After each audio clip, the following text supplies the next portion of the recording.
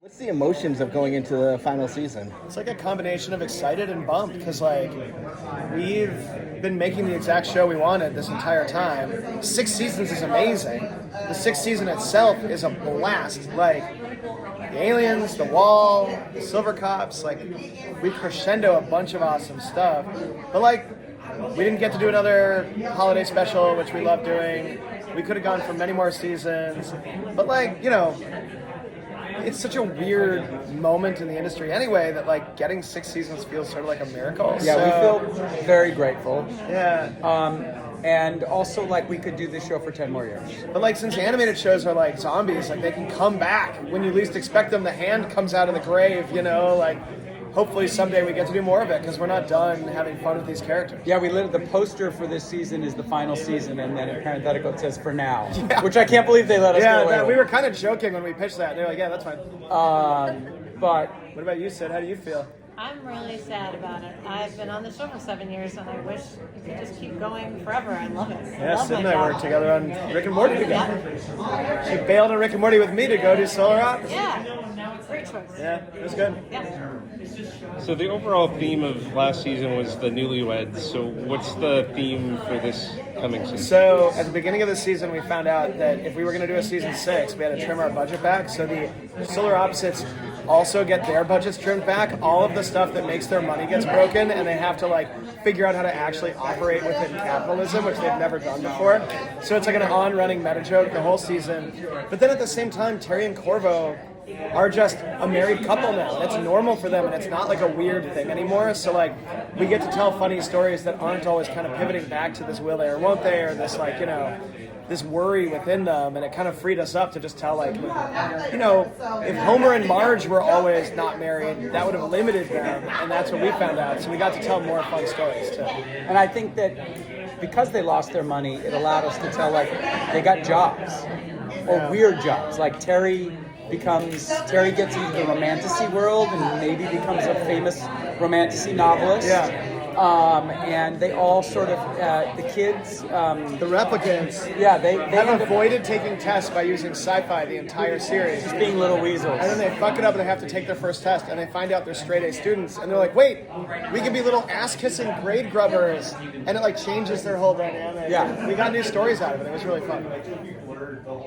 Y'all know I love the wall. And so how do you approach to capping off the epicness that is the story within the story? So the wall this season, the kind of doing like an Apollo 13, the Abyss, like epic journey, epic adventure of a team in the wall.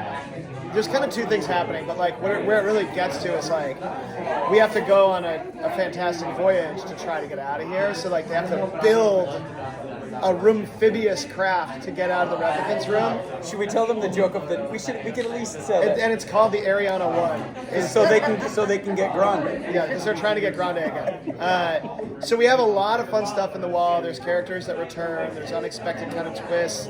And if you watch where the wall was at the end of last season, this picks up a little bit after that, and it's people are working together. There's kind of like things are working out for the first time, and it's like once the wall is working together, that's what allows them to maybe.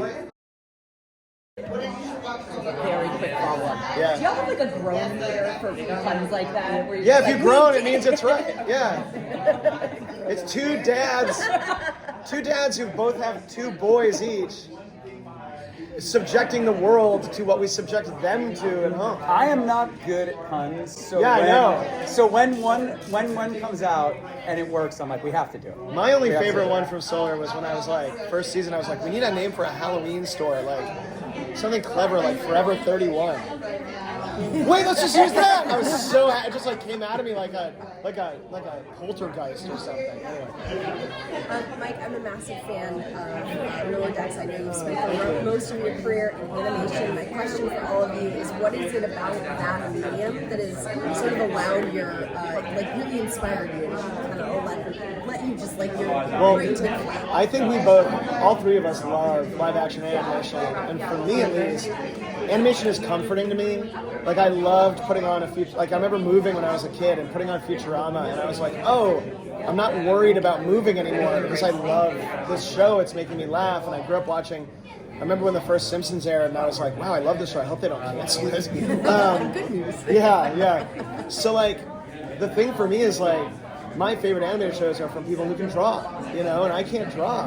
And what it means is surrounding myself with really talented designers and directors and like learning from them and armoring them with as much freedom that they can have fun too and like not second guessing it. And then, I don't know, it's like an animated show is just like, if you do it right, it makes you laugh, and it's also kind of like a warm hug, right? Like, I really like that aspect of it, that it's a rewatchable thing. I think I have probably most experience of any of us in both, having done lots of live action and animation, but sort of in this modern landscape of media and all that stuff, I love that animation is really the one American comedy that travels the world. Animation is huge. My joke is always like Rick E. Morty is massive. Rick E. Morty, yeah.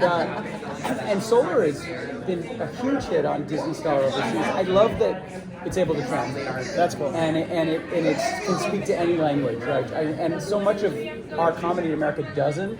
I love that animation is the thing that's broken through. It's the one thing in America that does travel. Yeah, right now it is. I just love animation. I've always been such a fan of it, and I just kind of fell into it. And I like couldn't dream of a better place to work in entertainment. It's so great watching the artists draw and like bring their ideas to life. It's just incredible. So how do you approach, with the understanding animation always seems to revive itself, how do you approach giving a satisfying conclusion while also leaving the door open in case someone does want more?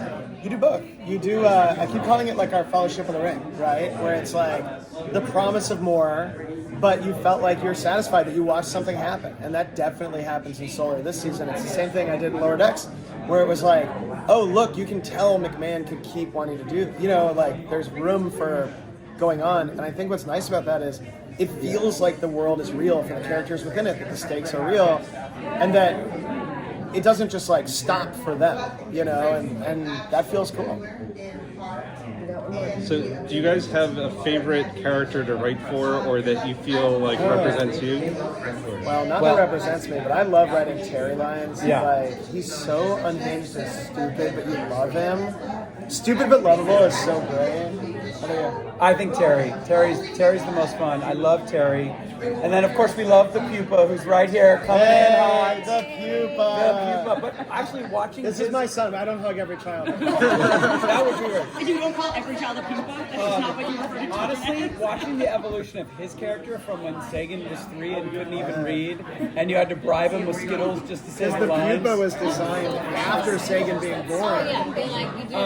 To now, which like especially we're showing an episode today, and it's an episode that really features the Pupa, and it's the most and Tiffany's character, and it's the most you've ever talked, I think, in an episode, Yeah, right? you talk a lot.